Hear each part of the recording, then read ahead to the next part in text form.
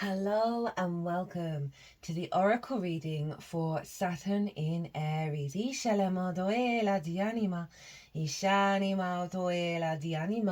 My name's Chloe. I work with card divination, astrology, and as you just heard, and as you can see, I channel multi-dimensional energies through my body, both in the form of physical and vocal light language. All of this brings in healing, activation codes, and alignment to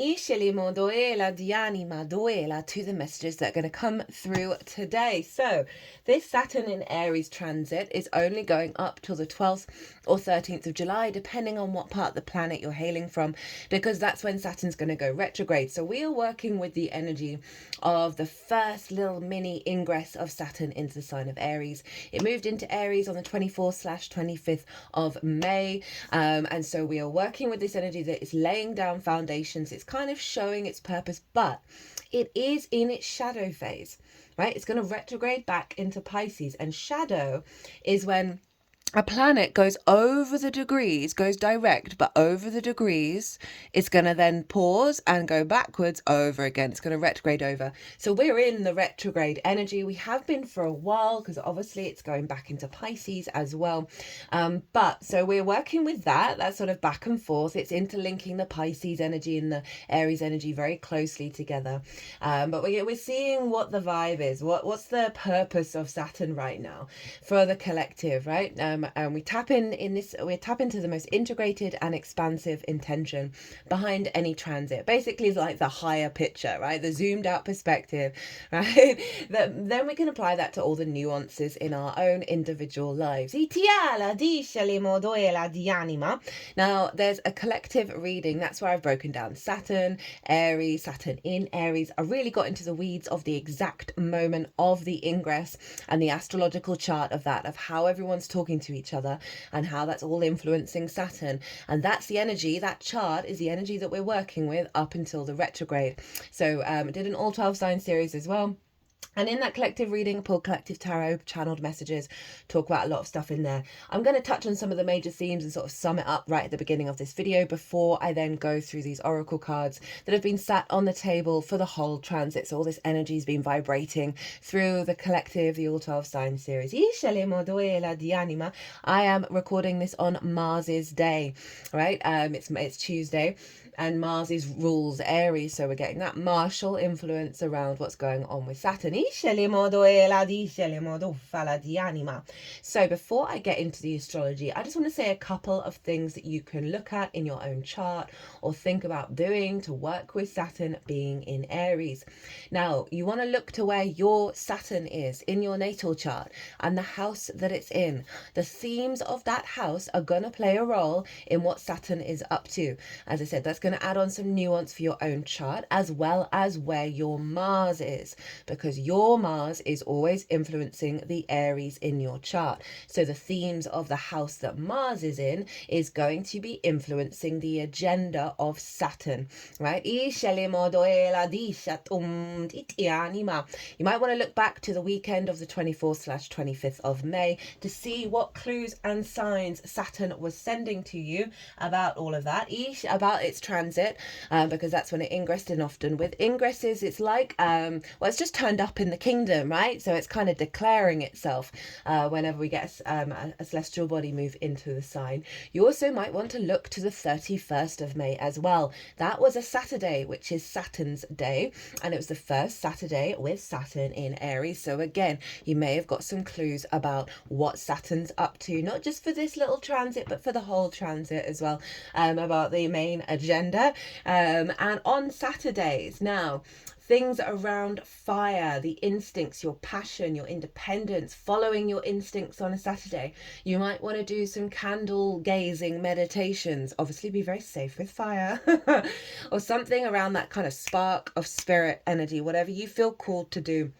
whether it's burning up restrictions, right? We had the sun in Gemini, and the reason why that was important is because Mars was in Leo, ruled by the sun. So the sun was ruling Mars, which was then influencing Saturn on the day of the ingress from Gemini. So you might want to write things down, and then either, you know, both the things that you want to get rid of as well as the things you want to manifest into the candle flame. I think I'm going to start doing that with the I am mantra, chanting the I am mantra, writing the I am, burning that up, transmuting that energy. They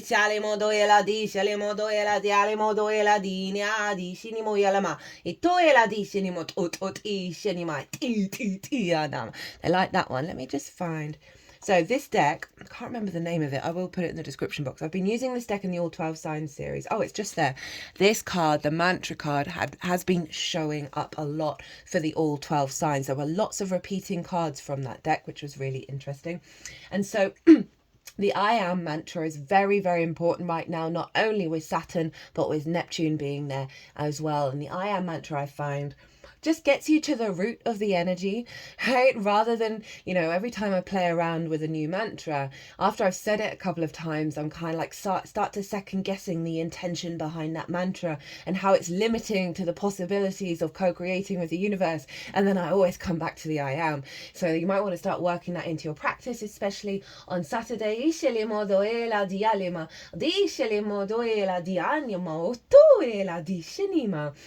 What else did I want to say? Saturn rules Capricorn and Aquarius traditionally, which is what I work with. As much as I understand Uranus is very, you know, the themes of Uranus are very closely linked into Aquarius. I try and work with what's shown up when working with astrology, and I find that the outer planets don't want to be confined to a particular house. They're kind of trickster galactic energy. So they have a heightened level of freedom about them.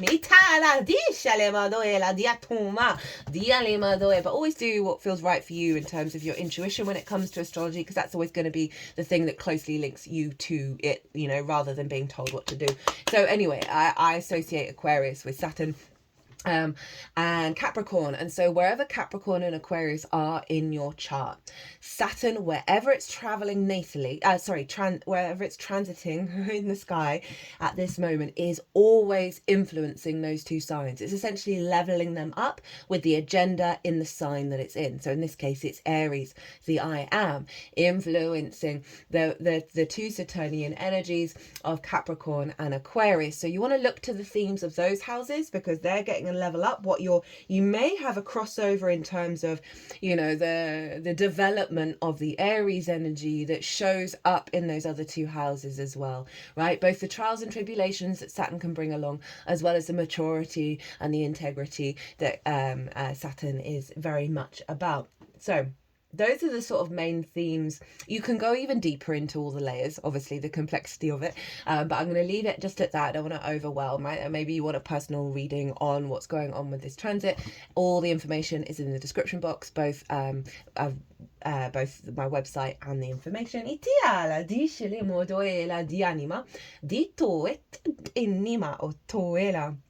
So Saturn in Aries, right? The I am of it all. Saturn, integrity, responsibility, maturity. It's helping level up that Aries energy, helping make it more understand the consequences of its actions, and then thus freeing it up to embody its spark of spirit at a higher level, right? And the trick with Saturn, really, just in general, is integrity. Are you going to walk your talk? Right, Saturn will come along and provide tests and trials and tribulations if you don't walk your talk. Basically, if you're not integral with yourself, right, and your karma, all the trials and tribulations are just blessings. I know that sounds really hard. Saturn basically pulls my moon, my Mercury, my Mars, and my ascendant all into Scorpio. So I understand the Saturn energy. Very, very loudly.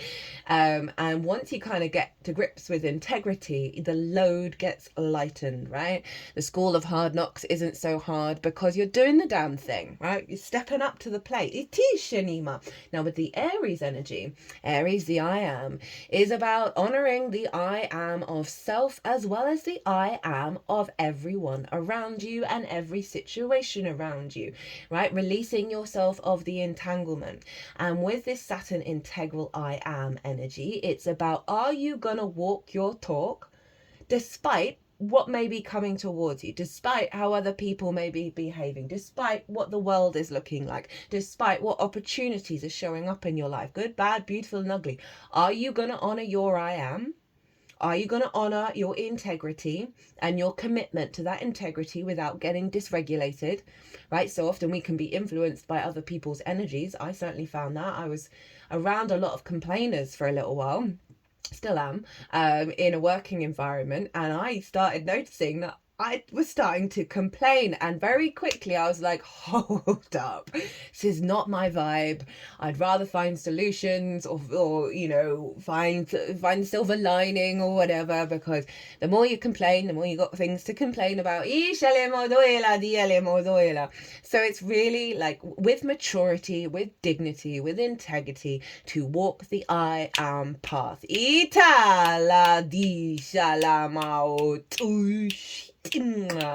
Now, because it's in its retrograde cycle, in its shadow phase, it is pulling the themes of Pisces with it. They are back and forth. They're very interlinked with one another. We had Mercury do that, Venus do that. Neptune's going to do that first. Neptune's going to retrograde on the 4th of July. Saturn about 10 days later. So we've got this very big karmic cycle going on, right, for the collective, from the last zodiac to the first zodiac.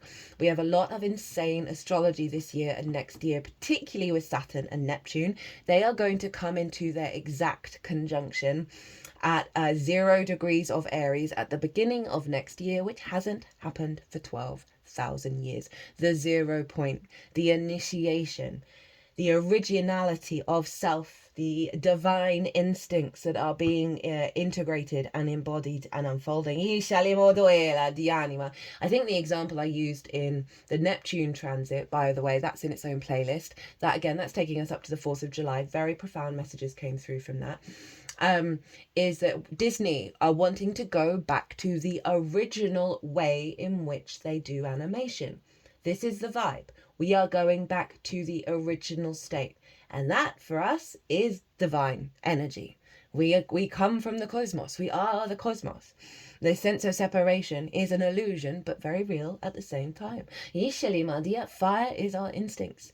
And Saturn can come along and knock down foundations that do not serve you for another 30 years. But given the 0 degree conjunction with Neptune, hasn't happened for 12,000 years, we are dealing with a longer cycle here, right? Of building from the beginning, from the origin, right? This is a complete stripping back of distortions around the instincts that do not serve our integrity, that do not serve our understanding of cause and effect. Now, it's reminding me, I can't remember if I said this in the collective reading, but there is, I will find, because it was a while back when I found out about this person, there is some, I will do my best and find the videos that are linked into this. There was someone who did decades worth of remote viewing research, where they got people from all over the world to remote view, firstly 2060, and then he's done a more recent cycle to 2040. And I remember one of the key things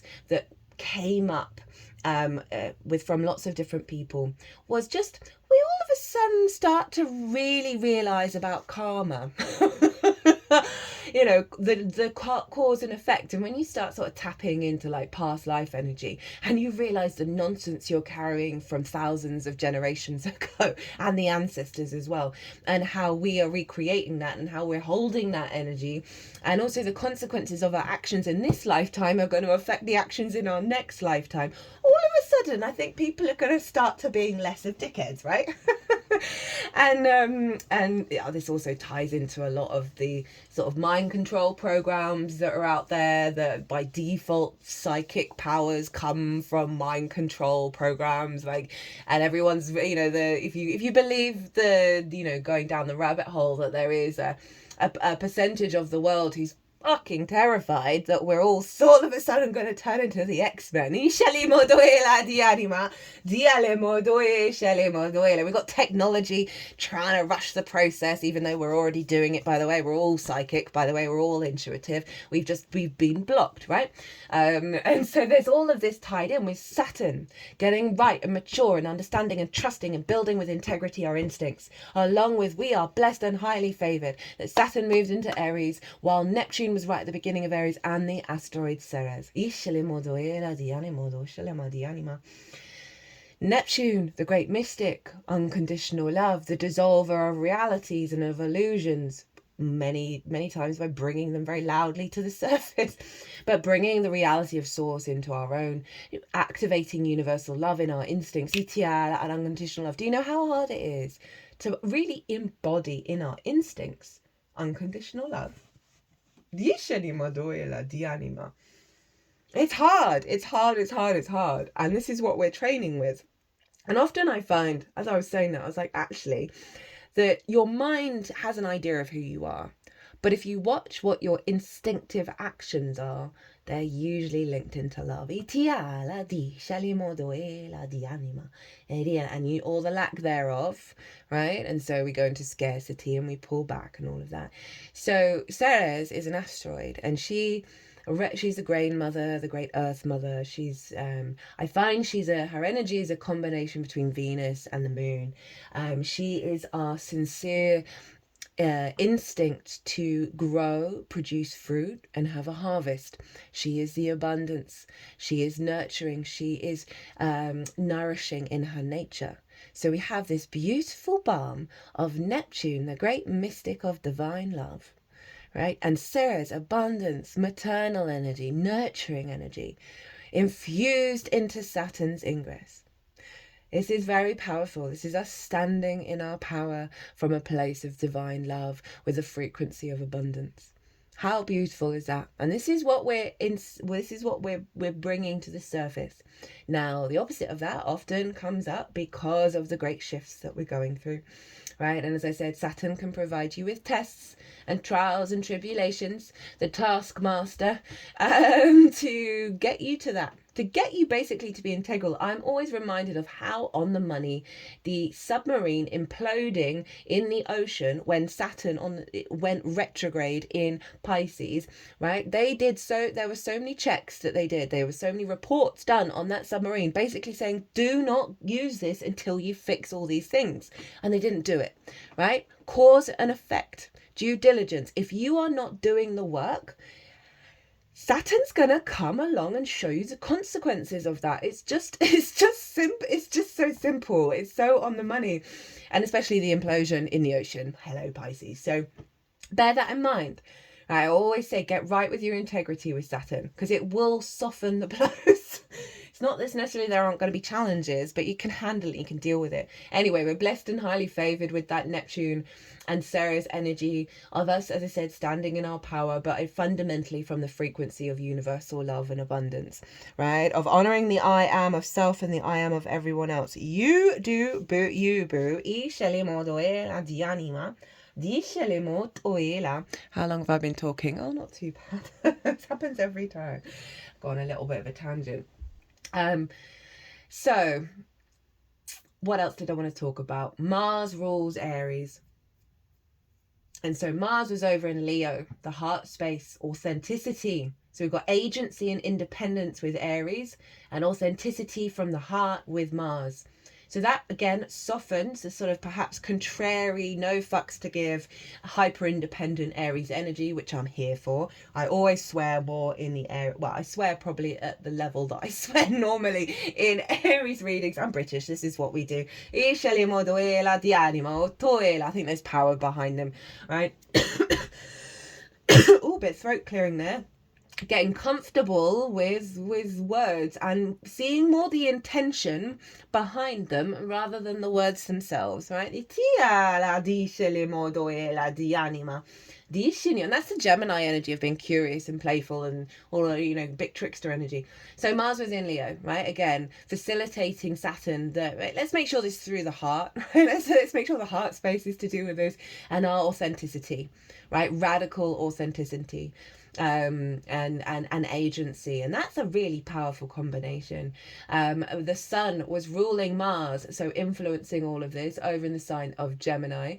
Again, that curiosity, that playfulness, our capacity to shift and change around who we perceive we are and get right with trying different things and embodying that curiosity of the unfolding of this agency. It also adds that playfulness to the tyrannical nature that Aries can often have. I used to look after my friend's kid from like 1.5 to 3.5, and she was an Aries sun. And when there was when either the moon or the sun was in Aries, she was just full blown. You do this, you go do. I mean, I know toddlers are like that anyway, but she was just like, she did not give a shit what anybody else wanted to do. And her Libra rising would then have a flip flop. It was just beautiful. Anyway, the trick with this whole Saturn energy, especially with the sextile to Pluto in Aquarius, is try not to be a tyrant. Right, this is finding that fine line between the I am and also the I am that's able to co-create with other I ams. And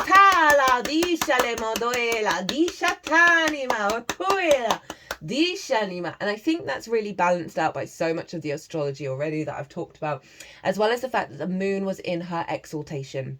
Right, and not only that, well, in Taurus, Mercury, who ruled the sun, was in Taurus as well, conjunct Uranus. So very liberating energy, but under the guise of Venus, who wants us to feel good in the 3D world, who wants to connect and love and enjoy life, right? So we had the moon there in her favorite place, and Mercury influencing the sun, and therefore influencing Mars, and therefore influencing Saturn.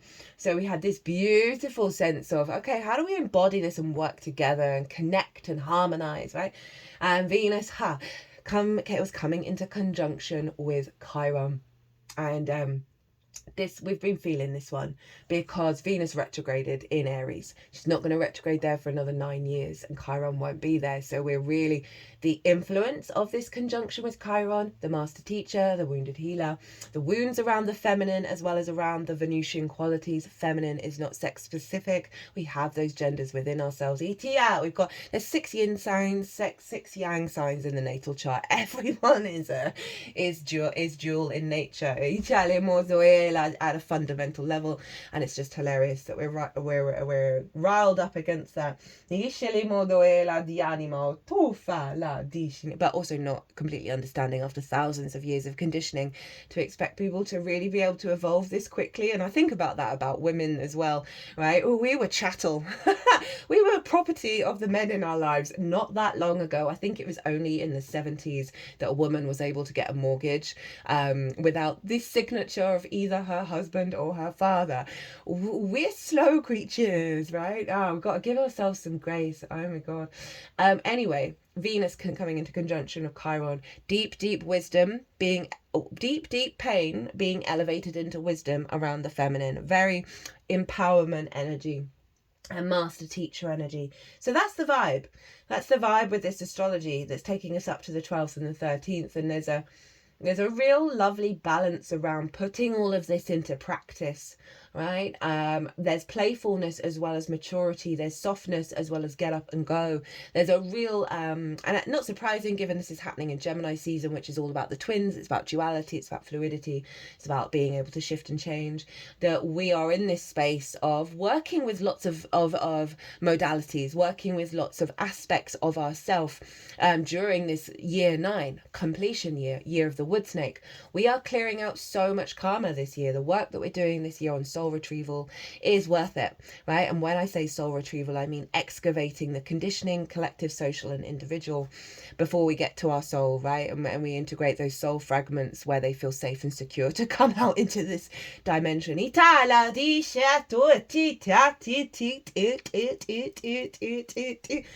just heard code incoming, reunification of the soul. It is unfolding.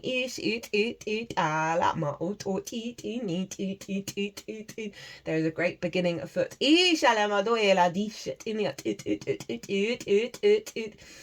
just asked, is there any advice? And they said, wisdom is within. It's not about being told what to do.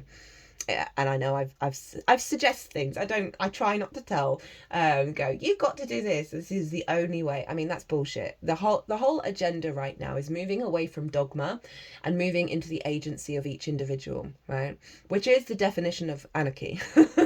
But that is divinity. Rather than dogma, hierarchical structures, right? We're here to honor the I am in its form, purest form. And hard. That's hard. Anyway, right. Is that everything I wanted to say? I'm sure other things are going to come up. Let's get into these cards. So what I really like about how this is from Soul Cards 1, and this is an amazing deck of images. There is no book. It's very evocative. And this feels like that moon in Taurus, that in her exaltation, which means the qualities of the moon are being raised up high, of the support of Gaia with us right now, the support of the earth, of reconnecting to our physical vessel and how we walk our talk in the 3D. But there is a great sense of nourishment here. This is also Ceres in her fullest embodiment of the grain mother, of that which initiates in order to then grow to its fullest. We are emerging into our fullest form, but it's in the interconnectedness of all things. That's the Piscean energy, right? Itoe, we've got the heart energy and we've got the fire with the instincts. Itiala of us, of our root chakra, calming that survival mechanism, activating thrival and abundance, right? She's very there's just a being held during this process and being nurtured in the 3D world. And underneath that, we've got Chiron, who, as I said, is, coming up. Venus was coming up to her conjunction with Chiron at the day Saturn moved into Aries. I'm hoping today I'm going to get enough time to do a very quick all 12 signs on that conjunction of what we've released and what we've activated. I'm going to try and keep it really punchy and really short. So we've got Chiron, the wounded healer, transforming pain into growth. The amount of karmic cycles that have been going on in my life right now, or situations that have represented decades of my life in a short space of time, and they've been difficult and painful and also showing me new ways, and I've come out the other side of these things a little bit battle weary, but at the same time more embodied within myself. So just know that the venom is turning into wisdom. Emotional and spiritual wounds, inner trauma, deep struggles, healing wisdom, insight, healing powers, key to helping others. You're healing your deepest wounds and liberating yourself from the prison they have kept you in. It might not be easy, but you're doing a great job. And those are the wounds of the many lifetimes on this planet, right? Where we haven't felt nurtured, we haven't felt safe, we haven't been able to be in our own agency, right? Chiron in Aries is all about the wounds of our past soul lives or our ancestors, where we've gone into new frontiers. Aries kind of wants to experience life for itself, go out and do its own thing. But that can lead to certain difficulties and challenges, and the wounds that then have us pull back and have us go back in our boxes. Chiron's been healing that at a very fundamental level.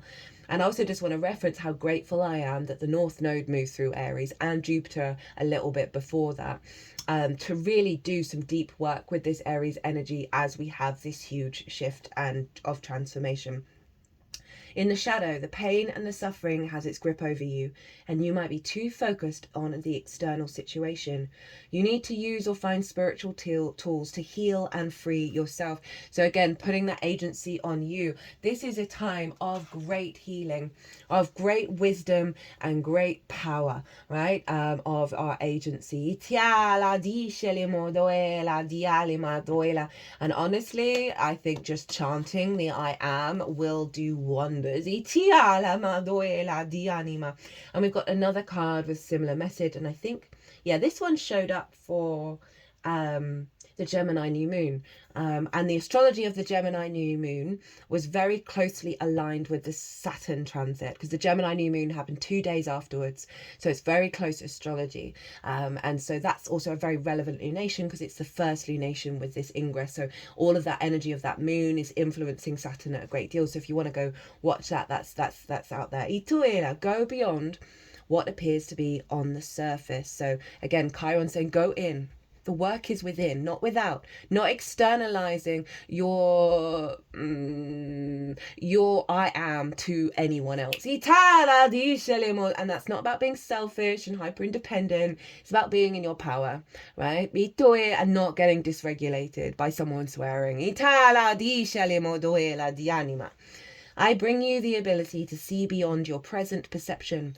I am the angel of the color red.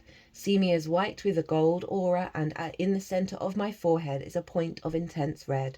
Bring me to mind and I will show you what lies beyond the surface. That's also one, the wounds, as well as our own divinity. And that's rolled a light garnet, and it says, heals through cause and effect. Lol, you can't make it up with the Saturn energy. It takes you back from the effect to the cause. And that's the thing with Saturn. It's kind of like getting over a lot of the bullshit, right? Once I hear a thing where I'm like, that is just facts, right? I can't ever unhear that. I can't ever not apply that to my life. Saturn can be really great at just going, nonsense, nonsense, nonsense, nonsense. Did that to myself. Oh, all of that. Oh, okay. How am I gonna be now, right? It's very good at kind of getting over the drama and getting to the root of things. It takes you back from the effect to the cause. One cause, many effects. So it reveals the cause, then helps you to deal with the cause. The effect then disappears. It's good to carry if you're in a situation where you may be affected. Helps you understand what is meant by materialism and gives you the reality. It also shows you the meaning of the concept of intention in relationship to materialism and your thoughts and feelings. It therefore steers you away from negative thoughts. I feel like this is also the Neptunian and the Ceres energy coming in here, of helping you understand what reality is and how to work with that at a higher level.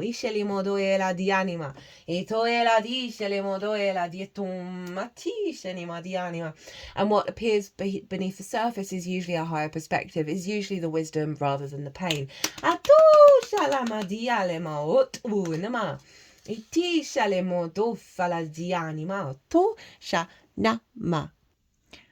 just had to pause for a second, and I'd paused it at 31:31, and I'm starting again at 12:21. There's been lots of wild synchronicities. There were loads in the All 12 Signs series, and the energy in each of them was a bit different, which was kind of honouring each individual instinct. Excuse me. Lots of throat chakra stuff's been going on in the readings as well. And that's because Mercury was conjunct Uranus, so liberating around our inner truth. I had to pause again just because there was another cough coming up, and I always like to do at least a little bit of the cough on the channel, just to sort of highlight the clearing in the throat, in terms of the throat chakra, but you don't want me coughing and spluttering all over you. Right, next up we have Thanatos,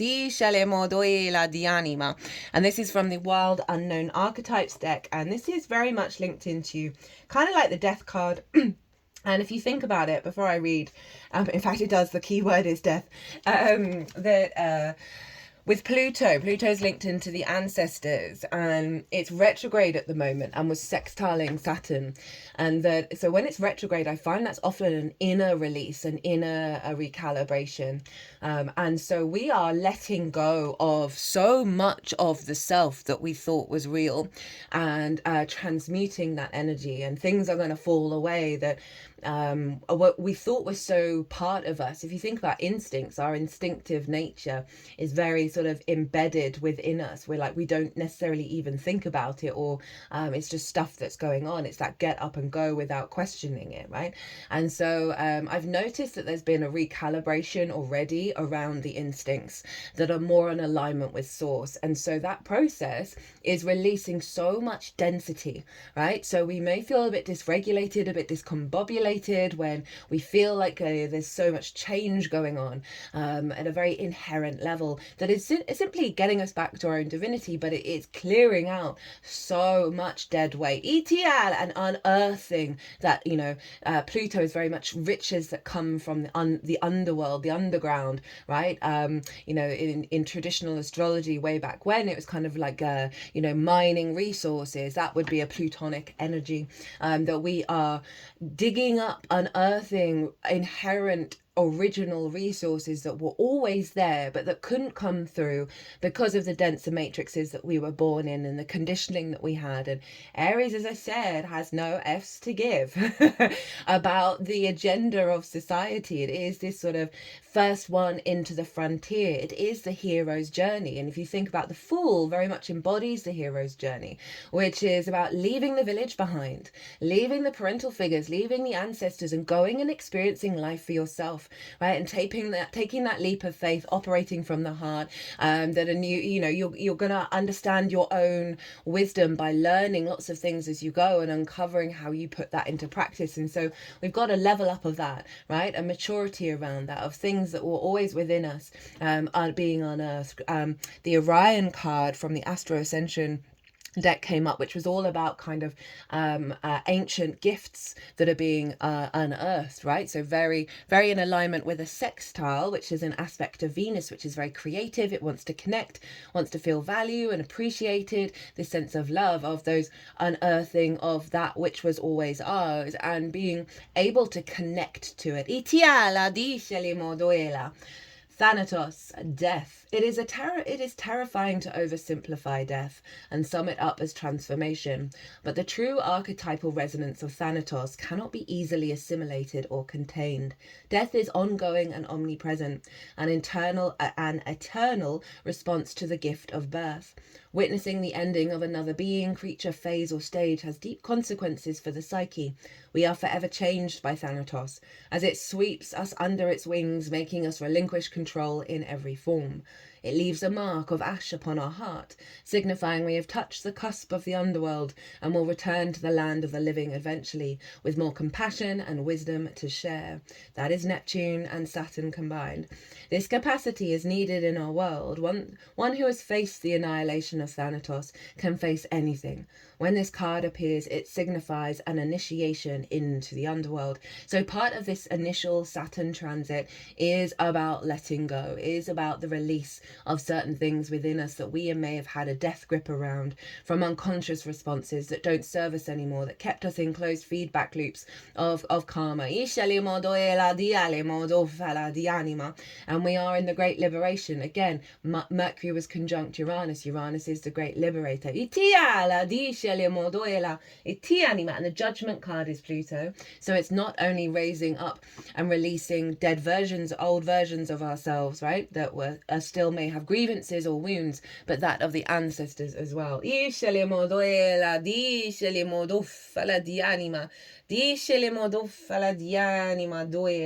Facing Thanatos, death, leads us to Altheia, truth. The truth that we are divine beings and we embody unconditional love at a fundamental level. And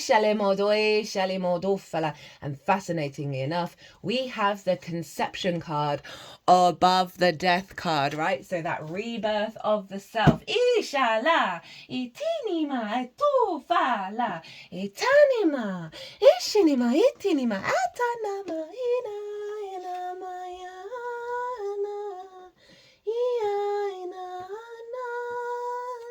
Lots of singing's been coming out in the channeling, which I'm always a bit nervous about, but it's making me be vulnerable and pushing myself into new spaces. And that's what we're doing at the moment with that vulnerability of the Leo heart Mars. and that Aries energy of pushing into new frontiers. So conception. The frequency of conception invites us to bring our consciousness to our origin. You cannot make this stuff up. The buzzwords already, and we've only done four. This is the fourth card. The place where everything in creation begins. The original energy of the I Am. It helps us to remember the infinite potential and possibilities of this space and what we can manifest through our own focused awareness and intention. Infinite movement and expansion are dancing with stillness and contraction. Deep silence is harmonizing with the presence of a strong heartbeat. We are at home in this space, and at the same time, there is an indistinguishable sense of the stellar connection that is unmistakably not of this earth. Conception can be described as the process of creation. This may refer to the beginning of life as a physical being, or to the start of an idea or a belief, like thinking a thing and then making it reality. At the beginning of everything, there is a conceived nothingness that then becomes something, like one cell splitting into two, splitting into four, and so on. At the very core of everything, there is a universal heartbeat, represented by the heartbeat graph running through the middle of this activation. It's very faint. I don't know if you can see it on this camera, right in that middle bit. The dark blue background shows the vast deep galaxy in the depths of consciousness, and that's that Pisces energy that Saturn's still embodying, because remember, it is in its whole retrograde cycle in the shadow phase. The swirling background circles represent a grid that is not from this earth plane, indicating an origin from other dimensions and star systems as well. The bubbles are like the splitting of cells, symbolizing the process of conception and creation. Take a moment to go inside and remember where you came from. You are made of energy, pure consciousness. You chose to be here in a body, at this time, in this place.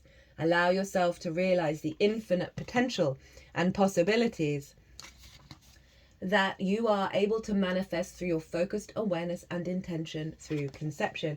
And that is really tying in the Pisces energy, right? The all within the one and the one within the all, right? The interconnected web of all things and the emergence of the individual, of the self that is still connected to all this, but it is the universe dancing in the multi-fractional way, fractal way even, to experience all things through the self, 40-40 on the clock, as I say that. And then we've got another bit of Pisces energy coming through. Life is a mystery, right? This is the surrender energy. When we're in surrender mode, when we soften and release control and fear and scarcity and soften and surrender within ourselves, that's when the instinct, that's when the spark of spirit comes up and our life force becomes magnitude, and we are guided to do that which we need to do in the moment, rather than the planning, the worrying and the fear. That is the gateway. That is the trick. I came from the source of all creation and brought life to earth. I can also bring you new life and regeneration. This spark of life is within you, and so I will relight this spark. Woo! Just hold my hand to feel a rush of energy, then visualize the flame of life growing brighter. Again, ding, ding, ding, ding, ding, ding. Right? That spark of spirit, that energy, that pure life force energy of Aries. And this is how, I've never said this word before, stromatolite, stromatolite reconnects, so healing can occur because every aspect of your being cooperates with each other. For example, the energy flow of the meridians. Use on the body in a downward motion to reconnect the earth energies via the flow of the yang energy. It is very good at releasing stuck energy. Again, that earth energy is fully that moon in Taurus in her most glorious of energies. The yang is obviously the fire of Aries, cardinal. We're instigating new cycles. We're initiating the individual. Sometimes there is a tendency to mentally and emotionally avoid situations, creating chakra center problems. Stromatolite brings you into a reality of situation, but not in a disturbed way. so that you can formulate an approach into a logical conclusion, i.e. be here now. Be open to the mystery, be present, and watch what you do when you step into that space, beyond the control from the past and the future. Now we have the song card. Now this showed up a lot in the Gemini new moon reading. And this is our capacity now. This is what's through this shift and this change, the release, the conception, the awareness of that life is a mystery. We don't know all the things. We're here to explore, right? That we are able to sing our own frequency, the truth of our soul's frequency, which is just us without the conditioning, to be in alignment with our frequency and our own song. And it was interesting that some singing came through as well before getting to that card. That all this part of it really feels like trust the process. Really trust the process, because what's unfolding is just magnificent in every way.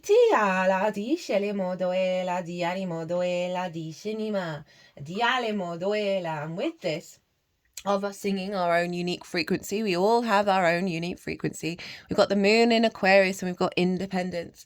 We've got the Stonehenge and I believe that might be Isis. This sense, Isis put together Osiris again so he could be reborn, right? So there's a real sense of coming back to our inherent nature, right? Of connecting to the earth, but with that galactic energy of the moon in Aquarius, the future thinking energy, that we are being reborn in a higher form. There's allowing us to be proud and strong in our independence. But Aquarius is very egalitarian. It's often about the group, right? Of thinking of the collective, right? Rather than the individual, which is the Leo energy often. But this is about that sense of the independence of the self, right? Aquarius is very good at being its unique self, and therefore being okay with everyone else because it understands everyone is unique in its nature, right? It's that self within the all. And underneath that card, here's the card of higher love. Oh, I hadn't clocked this, because the energies put the cards where they need to go. And I try not to look too much at the cards. I like to go in a bit blind. Look at that. Oh my goodness me. Here for it. Okay. This is from the Oracle deck, What We've Forgotten.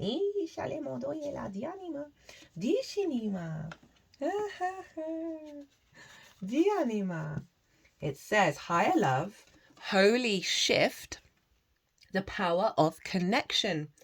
To further enrich the adventure that is life, we each get a unique brand of potion to bring to the party.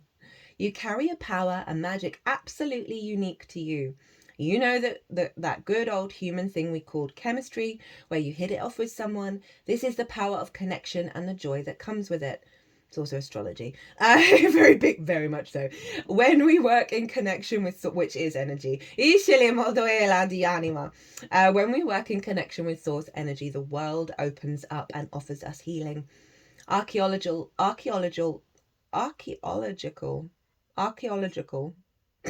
okay, evidence of civilizations before and after the Neolithic era. No, I mean, no way. Not on the card, but the same card referencing. Woo! I think we don't know when they were built. Let's be real.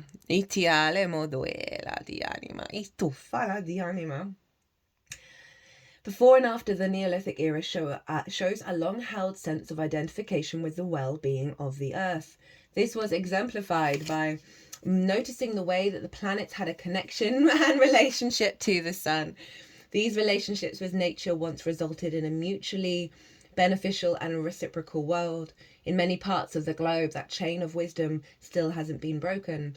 The joy of connection doesn't just happen between human beings, it happens between all beings. What are some connections that bring you joy? What connections might you be able to grow? What shifts might come from intentionally bringing higher love to the table with beings in your life, including you? Thank you. So when I paused, I was reminded of another thing of like being integral to your I am, right? Say you operate from higher love. But then time after time, you don't get that back. And then you put your boundaries up and you stop giving in the way that is truly your essence. That's the Leo heart energy. Leo just wants everyone to see the light within themselves and give love to everyone. And any distortions outside of that are because they didn't get that, right? And so I was thinking about how that I am of Saturn is like, despite not getting it back, do what feels the most instinctive thing for you, which is often giving love, right? So that is so beautiful, right? It's one of the reasons why I focus predominantly on the lunation cycle on this channel, because that helps us connect to the earth, connect to the true cycles of this planet, right? And the impact of the moon on that. If I had the time, I wouldn't do monthly transits. I would do astrological seasons, right? Aries season, all of that, because the Gregorian, is it the Gregorian calendar? Yeah. It's based on taxes, you know, it's based on, you know, being taken from, right? So we have a collection of cards here. Underneath that higher love, we have Krishna, devotion, trust your spiritual guidance. Your commitment has been recognized. You are loved unconditionally. I will read all of these. Just because they put a square on your head doesn't mean you're not still in school. Hello, Earth School. Hello, Saturn, School of Hard Knocks. Although if you follow your integrity, will be less of the hard knocks. And then we have authenticity, right? Hello, Mars in Leo. Okay, they wanted to do Krishna first. And Saturn is inherently a devotional element, right? Of the devotion to doing the work, the devotion to your maturity, to your integrity. For me, Saturn is integrity and commitment. When I'm looking at sort of relationship charts, I look at Saturn and Juno, you know, then other things. But, you know, for a long-term committed dynamic, those are the two energies that really play a very strong role in it. So it is the commitment to this incarnation with the wisdom behind us, whether it's in the unconscious or in the conscious, of all those past lifetimes and the future lifetimes that have already happened but still have not happened, and drawing the wisdom on that, right, and making that wisdom real in a devotional way. And it also ties in the Neptune energy, which can be very devotional in its mysticism of being at one with the all. Tianima. Krishna is a Hindu god who embodies divine wisdom, one of India's best loved gods. He is the approachable, kind, loving and supportive guide.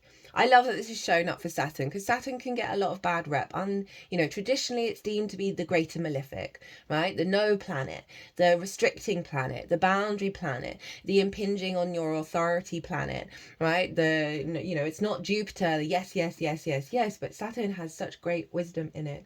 And this is that's why I said we're blessed and highly favored that it entered while Neptune was there as well, and Ceres, which again, that calming balm.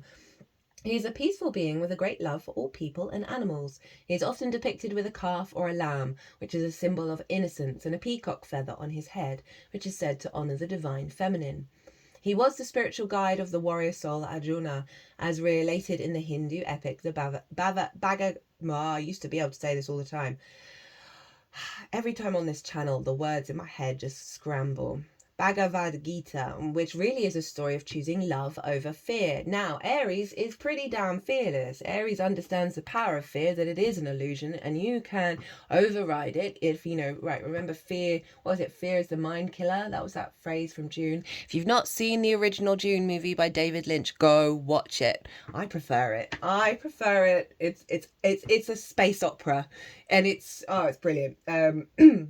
And helps us move beyond the limitations and wars our ego creates in our mind, and maybe even in the world around us. Extended message: you have a deep spiritual connection and must trust the guidance that is coming through. That's the instinct within us. We're learning to trust that instinct as it recalibrates to divine love. Your devotion to the spiritual path has been recognized, and it may feel as, and that's what I was saying about that North Node moving through there, and Jupiter a little bit before that. We've been doing the work. We had Venus retrograde there, Mercury retrograde there. They've both left their retrograde cycle, right? When Saturn moved in. We've been doing the Aries work, right? We've been showing up. And almost everyone I've spoken to, no one's, you know, that Saturn energy hasn't been hardcore in a negative way. It's been really empowering. Not to say that there, you know, there isn't a factor of that, but again, blessed and highly favored was Neptune and Ceres. It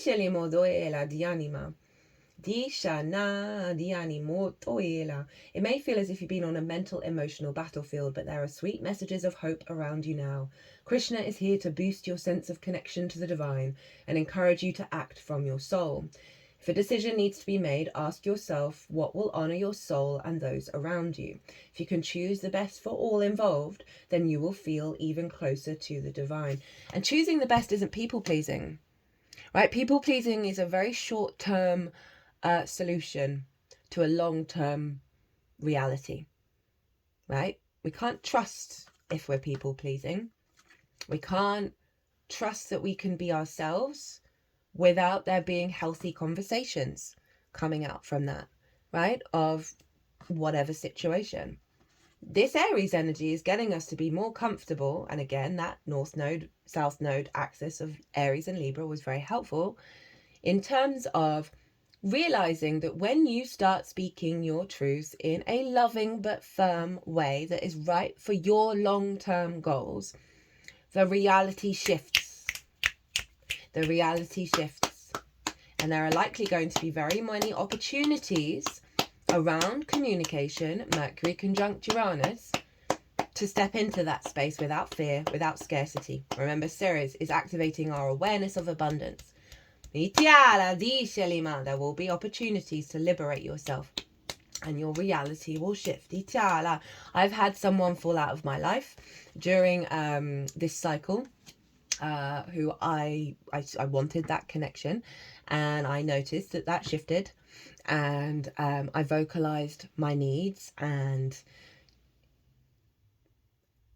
the older version of me would have then turned back on that to make everything better again, and I didn't.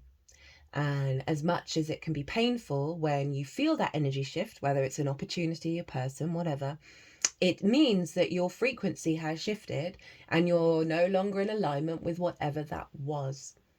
You know, whether it shifts and changes in the future is up to all parties involved, but trust in it that it's part of a soul contract, that we are not here to collaborate in ways that don't serve our path. Right? And to be okay and know that there will be more opportunities, there will be more individuals, you know, say you meet someone, a friend who like, oh, you connect so well, and then all of a sudden, because you've done some work, inner work, and you put it into practice, that friend, for whatever reason, might turn on you, might leave. And you're sad about it, but there's a knowing within you, that Saturn kind of grounded, stern knowing of, oh no, I have to trust what I'm feeling in my instincts is that it's not a negative disconnect, there's just a disconnect, right? The frequencies aren't matching, so it's almost like they're not there or you're not there to them. And you've got to trust in that, right? And trust in the process from a place of love. Honoring the I am of you and everyone around you.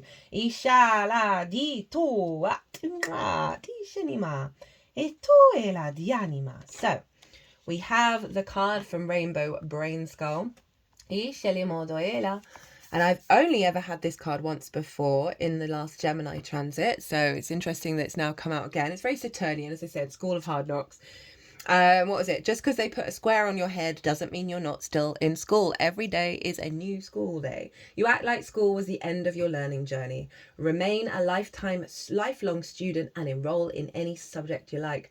Learn something new today. Never stop learning. And that is the Aries energy. That is the initiating cardinal first zodiac sign of let's go and experience life.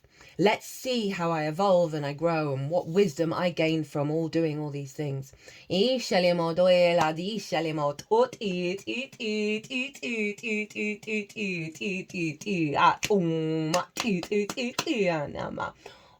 okay, they're wanting to do these cards. We have the thin veil, let go and let glow. No, very appropriate one for that Thanos energy. And the glow of Aries, that fire, that spark. And then we have treasure. We are through this process of shedding our skin. Remember, we're in the year of a wood snake. The letting go of old paradigms, of old karmic cycles. We are standing in our commitment to the unfolding of the universe. We are uncovering that treasure.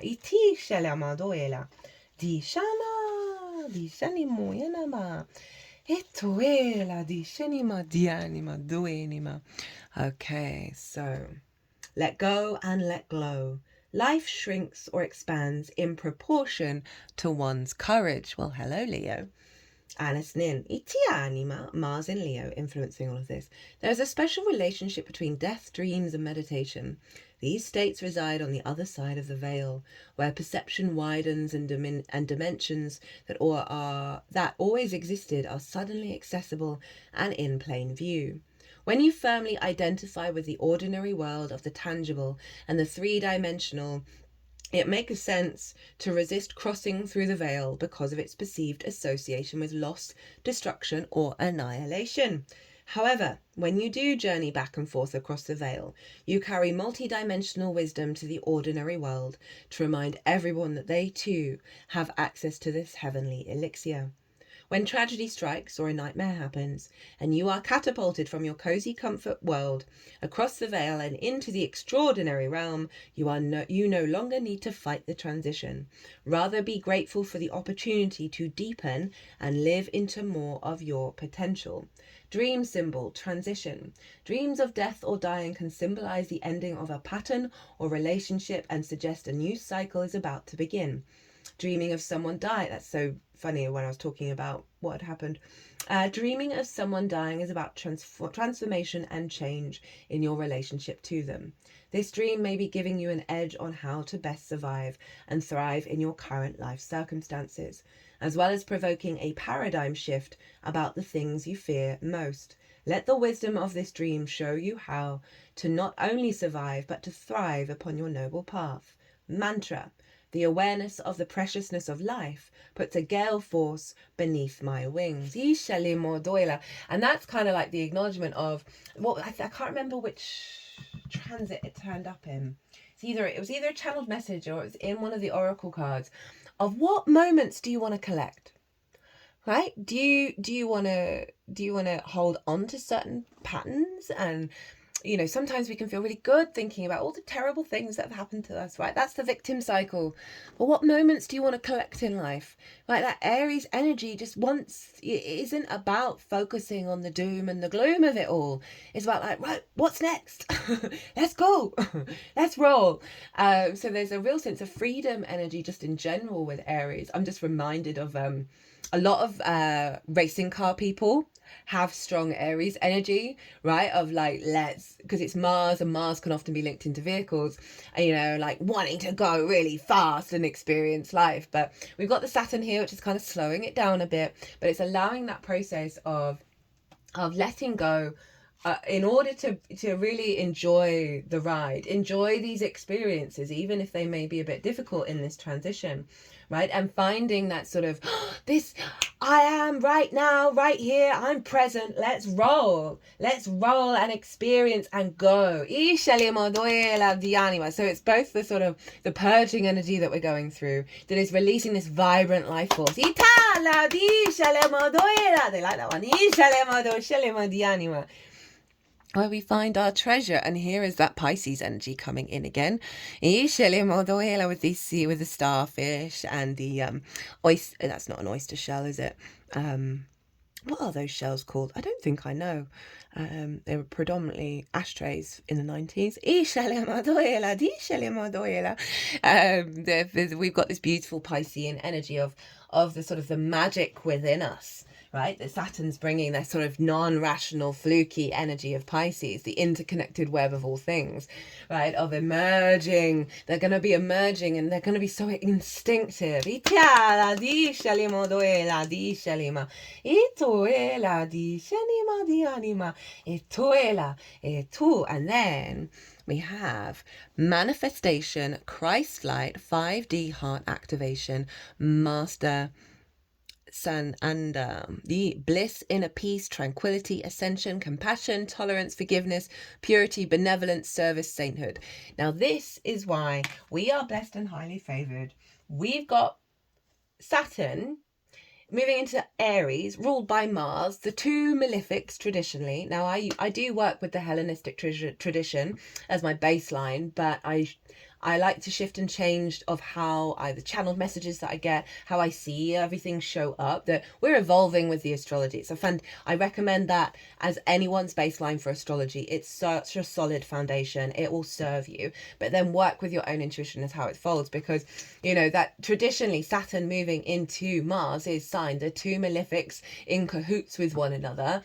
Admittedly, on the main stage, we are likely to see, although Saturn does bring restrictions, so restrictions around war, also agency, right? Itiala di anima.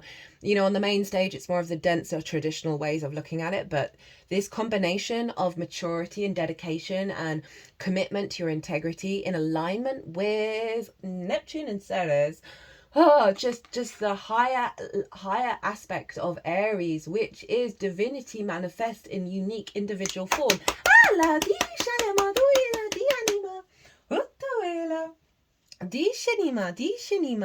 we've got it with manifestation of the Christ light, right? Activating our higher heart energy. The magic of conception. Lol. Look, I'm not making it up. I am not making it up. Excuse the dirt under my nails. I was in the garden yesterday and I don't wear gloves, and it takes about 2 days for the imprint of the dirt to come out. If we reframe the term God to creator, we're in effect calling God an artist. That's that Venus influence. The first artist. Artist number one. Every time we create, it's just reminding me of, you know, the friend's child that I look after. She just loved being right and winning all the time. Her favourite thing, right? Saturn is dampening that a little bit, where we get a little tyrannical and a little bully energy, right? That sort of like, I'm the best, I don't care about anyone else. All of this energy is not that. It's this very mature upgrade around that.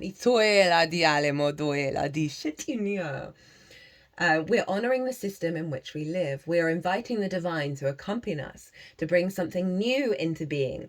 Initiation of cardinal energy, right? The spring equinox here in the Northern Hemisphere, right? The beginning of the zodiac, the leadership energy, initiating energy. We can always use our creativity or the creative gifts of others to lift us up. We don't ever create alone. Creator is the executive producer of all our creations, whether we choose to add them to the credits or not. By consciously engaging in co-creating with spirit, we're going to become more of a contributor to our experiences on the planet. Before ego chirps up from the back seat, that doesn't mean that hard things happen because we are creating it or because we brought it on. It means that they are part of life, just like a video game where there are challenges and pitfalls. They're part of how we learn to use our tools. Right? The more we sort of orientate, and that's that last little hurrah of Jupiter in Gemini, of finding the luck and opportunity in any given situation. It's something I've been practicing for quite a few years now, and my reality has genuinely changed. It helps I've got an Aquarius moon that's able to sort of get that sort of higher perspective. I allow myself to feel my feelings, and then I try and figure out the silver lining, right? The wisdom that I can gain from it that helps me grow and evolve, and it does shift the experience. It really does.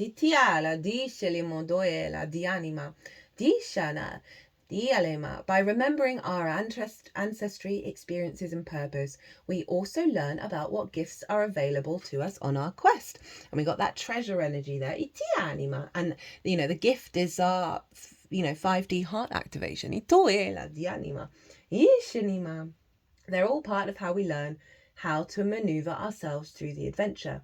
When we work intentionally with Creator, and Saturn likes intention because that represents integrity, right? That you're not being mindless about something and therefore not therefore oblivious to the consequences of your actions. We can build when we work intentionally with Creator, we can work in an administrative mode, creator mode. We can build in consciousness and then wait for the impacts. When we have good intentions, gratitude, and humility, we can influence things a lot more than we think. Creativity doesn't exist without divinity. Remembering how to co-create brings a level of depth and purpose to our spiritual practice. What things might you have in the pipeline? What might you have already brought into being through creative collaboration? And that's one of the themes, I can't remember if I've mentioned it already, that this transit isn't about, you know, the I am of, you know, self, right? It's about doing it in a way where we can still co-create, right? The all within the one and the one within the all. That is the goal. That is the goal. And we can struggle with that, understandably, because we live in a competition scarcity framework. Now, this was my favorite card that came out, right? Because this is the moon in Taurus in her exaltation, raised up high, the gifts, what, the horn of plenty, all those flowers and fruits, how beautiful, right? So this is really doubling down on how significant that moon was in this transit, of our needs, our nourishment, our intuition being supported by Venusian qualities, by deep wisdom, healing deep wounds of the moon, right? With that Chiron energy that's allowing our intuition to guide us towards that which helps us feel good in the 3D world in a sustained, beautiful, nourishing way.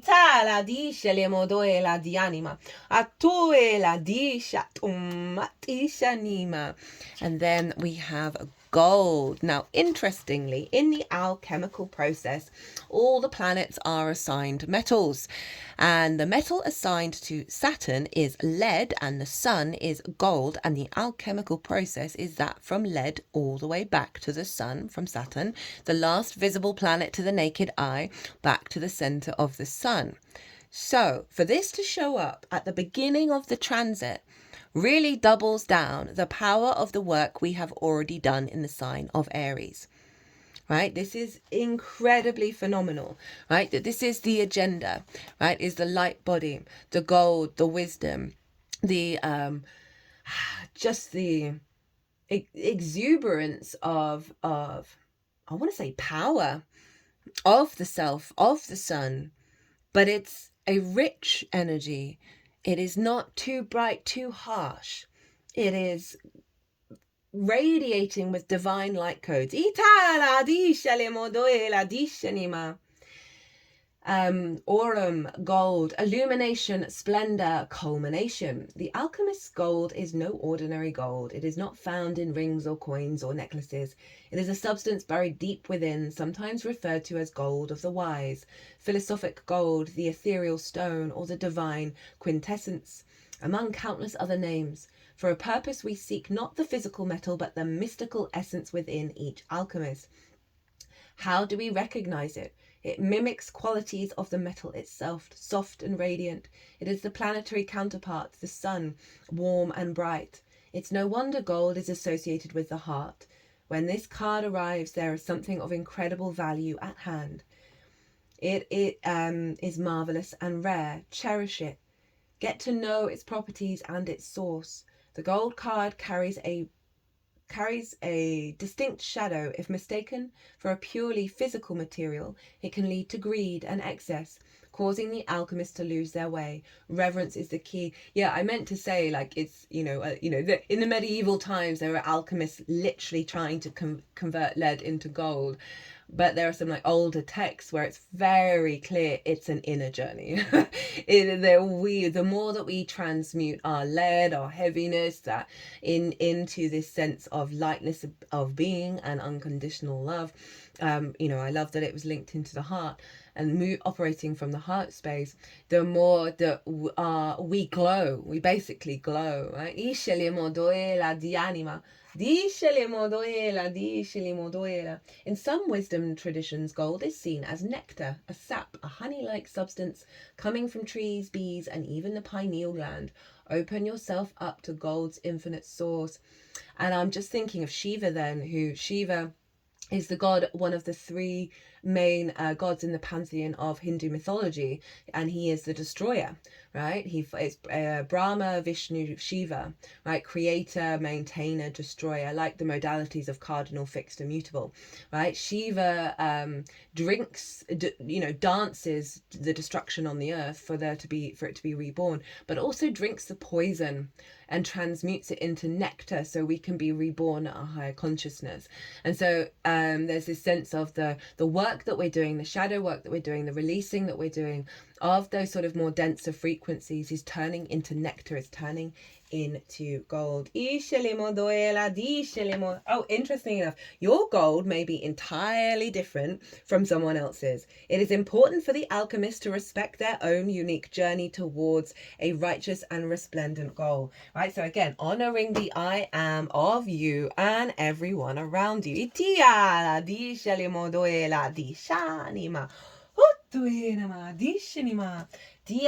Right, we're nearly there. Oh my goodness me. Oh, it's only 13 minutes past 1. The Starseed Oracle, we have Child of the Cosmos. Now, obviously, Aries is the first zodiac sign. It is linked into the early years, right? That sort of childlike energy. The intelligence of the universe lies within you. This is also bringing in that Piscean energy, right? Of that all within the one. And the one is going off on an adventure from a level of commitment, integrity, and maturity, but still free and liberated and playful and curious. There's a mysterious force that governs all of life, an intelligence that tells flowers when to bloom and tides and seasons when to come and go. That intelligence is within you too. And this is what the instincts are being recalibrated to, that universal flow state, right? That universal creator state. It was there before you drew your first breath, and it will be there well beyond your last. It's the part of you that informs every cell what to do when you were in your mother's womb. It's harder to resist this force than it is to surrender to it, because Earth is a planet of polarity and free will. It's easy to forget that this intelligence exists within us. So often we become disconnected from this pulse of life and fall into a pattern of believing that we're separate or feeling that we need to go it alone. Those are the extremes of the Aries energy. We can feel isolated and as if we need to figure things out for ourselves, to rely on our own strength. I mean, that is part of the process that we're doing of like honoring our own embodiment of self. But what this card is kind of calling to is you've always got source within you. And it's not about then not listening to anybody else, not taking on the wisdom of everybody else, because they are all you at the same time. You're being called to remember the intelligence that is within each and every one of your cells. To remember that you are a precious child of a loving, gentle universe. That you have access to all the intelligence, wisdom, strength, flow, and qualities there ever were, are, or will be. And to remember that if flowers know exactly when and how to bloom, then you do too.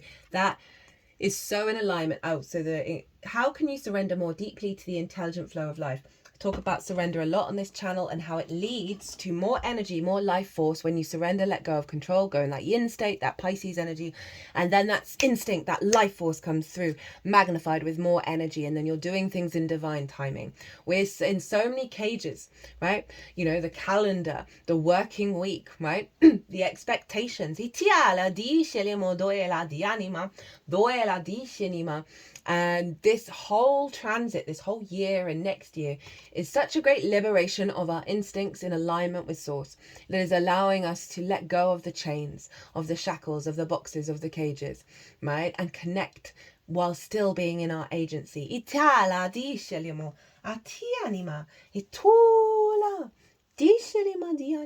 You'll hear, very creative people, artists, when they say, oh, well, where did you get your ideas from?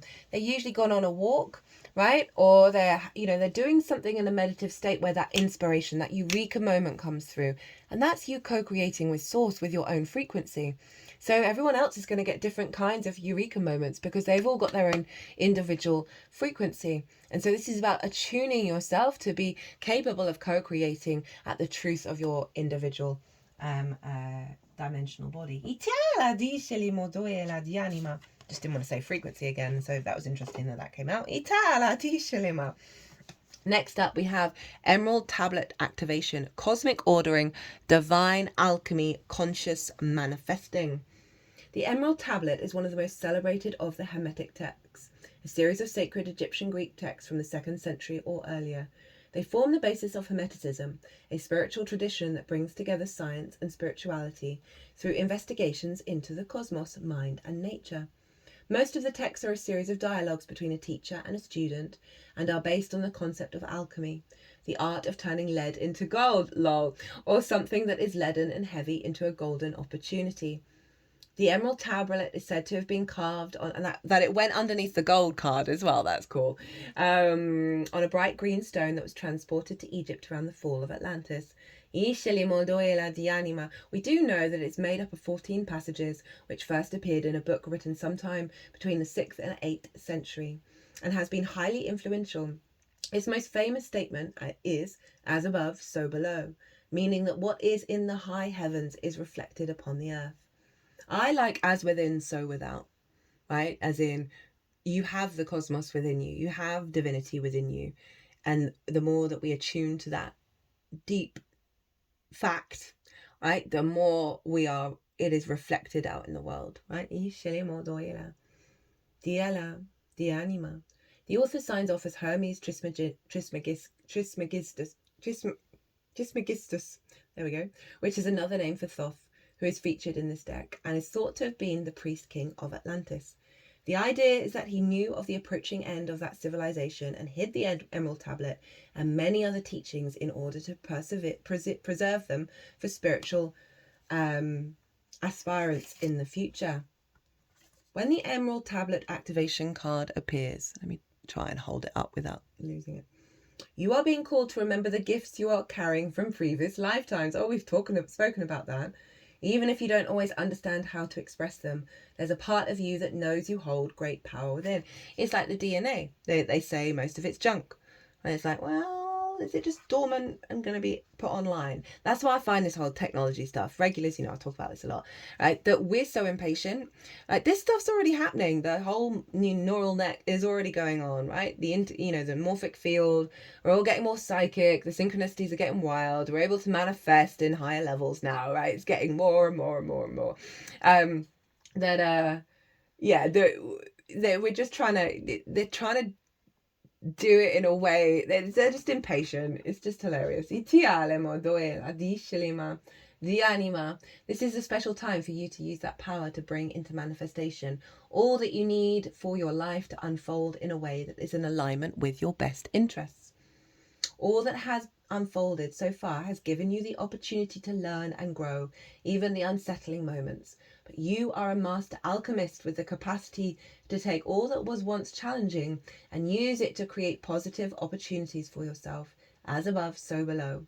All the thoughts you send up to source will contribute to your evolution on Earth. Oh, great wisdom coming in, right? For the trials and tribulations of Saturn. As I said, not the easiest of planets, but everything is kind of pointing in the direction that we've got this. We've done the work, right? We've had a big setup for this. And that 0 point conjunction with Neptune. Ooh, wild, wild, wild, wild, wild, wild. So we have another soul card, which is just so appropriate, right? For the Aries energy. The sun is exalted in Aries as well, of like the radiant sunlight. We can't hide from it.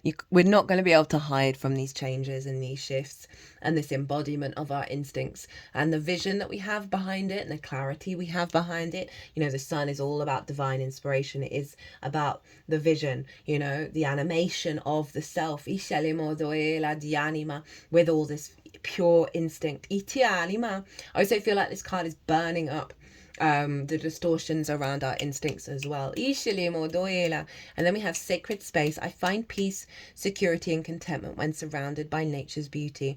One, this is tying back to that moon in Taurus. So there might be a good idea to ground yourself during all this big yang energy and get into nature. But what the main message I'm getting is you are that sacred space. You are nature's beauty, and you are finding more peace, security, and contentment with yourself, with the self. They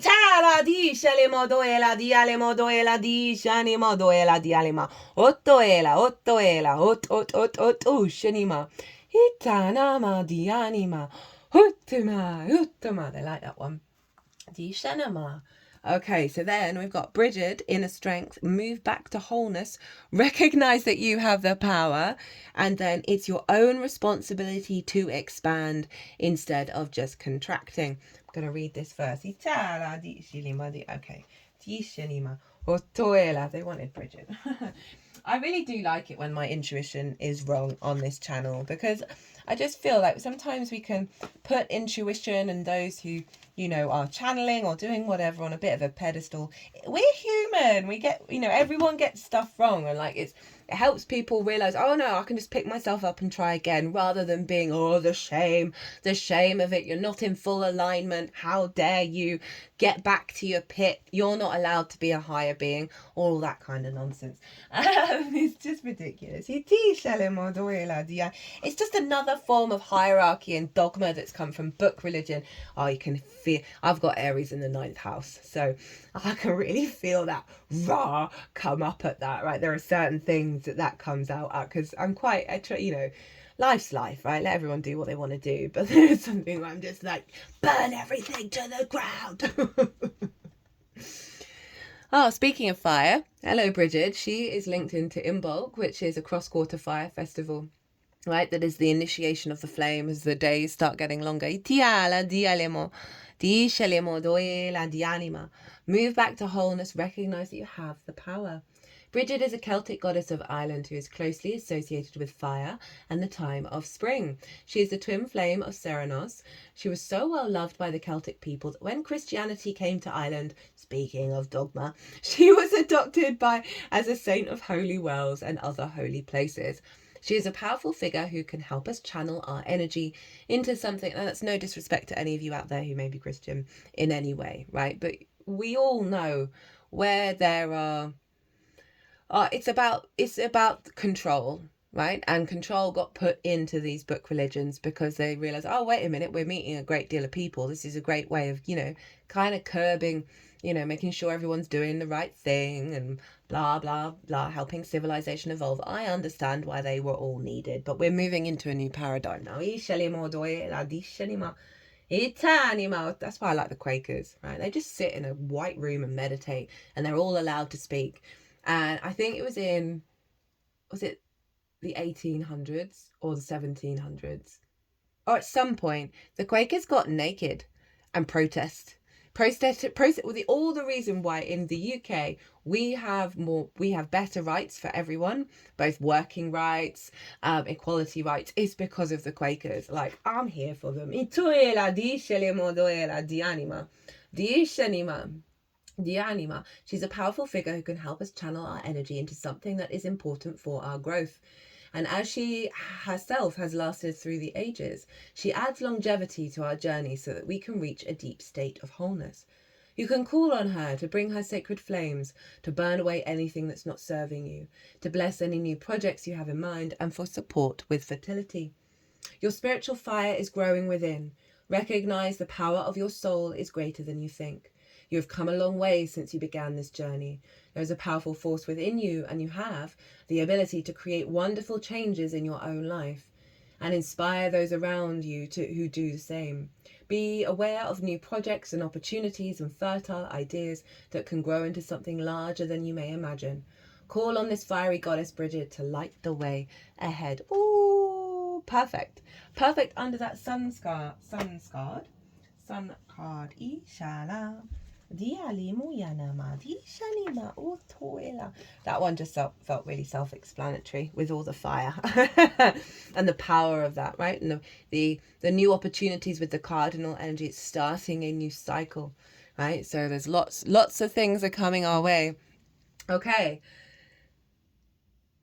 It's your own responsibility to expand instead of just contracting. Many will try to convince you to stay small, but very few will encourage you to grow. Only you are in charge of becoming big, and that's putting the agency back on the I am. Are you really doing what you want, or are you keeping yourself small? So that's going to be a really important thing to reflect on in this cycle. You know, and that's going to be like a daily practice, isn't it, really, of like, okay, what's going on here? Is this conditioning? Is this, am I honoring myself? What experience, because of the timeline shift that we went through with that Gemini new moon, and all the astrology, right? There are parts of our energy field, our internal world, that are scared of change, right? And they can get loud. So one of the main phrases that came through in the Neptune in Aries transit was, give yourself the grace and the space to integrate, to be loving and kind to yourself, to heal yourself, to be aware that there are so many things coming to the surface that are both you and not you, and old versions of you, that you need a little space in between all these experiences to figure out what on earth is going on. And that's okay, right? That is part of the unfolding, and that helps you get right with your integrity, right? By just allowing a little bit more of a breathing space with all these shifts. So we have, you hold the key to an awakened life. Set yourself free. The Great Spirit has many ways of communicating with the human being. It comes in the form of dreams, imagination, intuition, inspiration, or a hunch. We need to pay attention to our dreams. That was a quote from Don Coyhis. Message: there are dreams you wish would never end. Like when you're finally getting into the groove of flying, making love to an amazing dream partner, or winning the lottery. Take heart in knowing that these dreams, as well as wonderful life experiences, aren't over just because you wake up. While you remember your dream, it remains alive and well. It can even grow to become larger and more substantial over time. All the events that take place in your daytime and nighttime dreams are attempts to awaken your core strengths, gifts, and genius. Remembering who you are, thus valuing who you are, is the key to living in an awakened life. You wake up when you are consciously remembering your true identity as an infinite spiritual being, powerful beyond measure, and heir to all the blessings this earth has to offer. I'm not surprised that was down the end, because this just kind of summed up everything, especially the kind of dream state that is Pisces as well. A dream symbol, key. A key in a dream is a sign that answers, opportunities, access, secrets, freedom, control, knowledge, and power that you seek are at your fingertips. You have the key that can open any locked up area of your mind, body, or spirit and set you free. This may be a message to unlock your heart and share your talents, love, and beauty with the world. Mantra: I hold the key to an awakened life of love, magic, and treasure beyond measure. And underneath that is assertion, sun in Aries. The sun is exalted in Aries, like the moon in Taurus, meaning the qualities of the sun, right? The life force of this solar system, the divine light code, the center of it all, is in its favorite place. The qualities of the sun are raised up high in Aries. That power of honoring the I am and the assertion of that, not in a rude, tyrannical way, but in a powerful, grounded, present, mature way of the I am.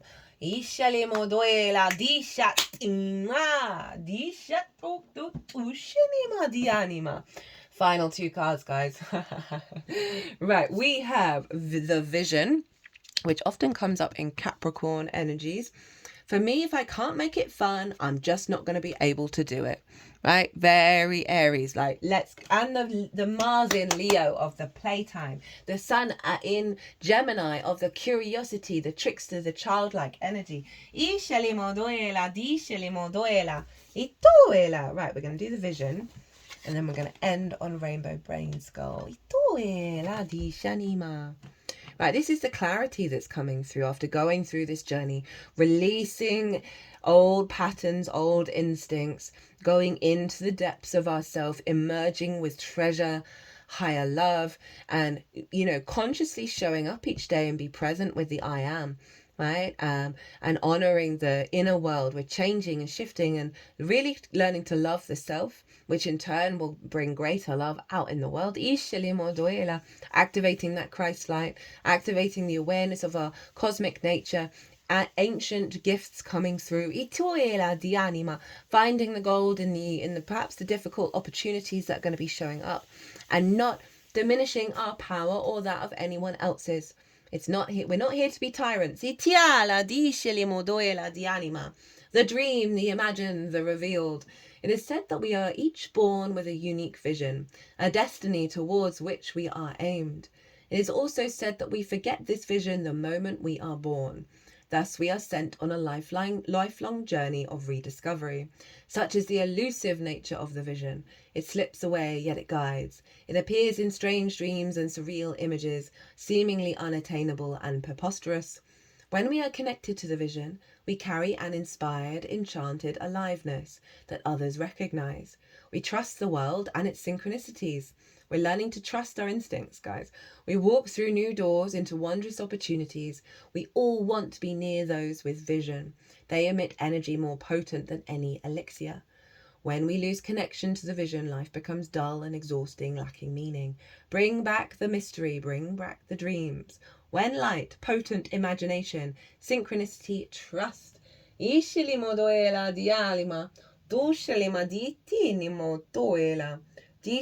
can gauge how connected you are to your vision by how tired you are.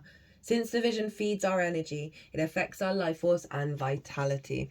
Right, that's going to be really helpful. You know, I talked about life force.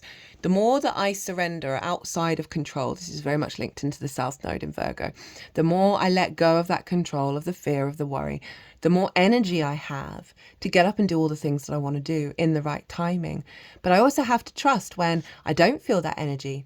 Right? I don't feel that motivation of like, oh, I'm not supposed to do that now. I'm supposed to lie down and rest. Right? There's been a lot of solar activity. There's been a lot going on astrologically. Those times when you may be blocked is simply time to pause and recalibrate and trust that. And trust that within yourself, that you don't have to be up and go. But that's really beautiful, of this alignment of our instincts to the longer term goals with unconditional love and abundance. It's just everything in a nutshell. So we're surfing on what? A crystal there. Love it. On a rainbow.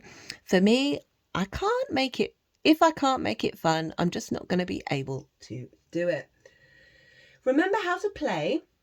If you're not having a blast whenever you can, your childhood self will be quite disappointed. Get in touch with your inner child. They've been watching this whole time. Do something that would make them smile real big even. Oh God, no. Anyway, the same thing. So the main message from the Gemini new moon, which as I said is like a really big imprint into this Saturn transit, because it's the first lunation after the ingress, was about play. Right? A lot of the channeled messages that I get are about play from my guides, because we find it so cut the deck and get the Three of Wands, Sun in Aries. We're embarking on a new journey. Just show up and do the best that you can in any given moment. And sometimes doing the best you can is resting. Let's be real. Thinking outside of conflict. Finding inner peace. Embarking on a new journey. Away from the fear of the past and the worry of the future. Hello, Saturn. Know thyself and the world will open up to you. Oh, lost my throat there. I'd really hoped to end that on a really powerful voice, but my voice is just I just got a twinge in there. Mercury conjunct Uranus is really clearing something out here in the physical vessel, right? There's again lots of opportunities to listen to your body, to see what it's telling you, listen to your instincts, to see what it's telling you about the truth of your soul underneath all the conditioning. I love it. I'm leaving it on this of Saturn, right? As I said, this is, liberation. She is unclothed, right? She is free, flying in the sky with 2 magician batons, right? So she is manifesting inwardly and outwardly at the same time in complete union. The more we know ourselves at our root energy, our original energy, the more we clear the clutter, the more the source energy, the universe energy is able to co-create with us in the most magnificent way, right? Without cut the deck with this one, got spiritual partnership, us with ourselves, with source. I'm going to leave it there. Oh my goodness, that was fun. There was a lot there. We're going to be tapping into Saturn with the retrograde in July. Uranus is moving into Gemini in July. Jupiter's moving into Cancer on the 9th of June. All but Pluto, who did it at the end of last year, are changing signs. All the outer planets and the gas giants. The 3 personal planets have all retrograded in fire and water. I cannot express the insanity of the alignment of the astrology this year and next year. Guys, whatever's going on in your life, good, bad, beautiful and ugly, trust in the process, hold the line and give yourself the grace and the space to work through this. There is no rush. Follow the flow. Trust your instincts. Be good to yourselves. Be good to those around you. Safe travels and be well until we meet again.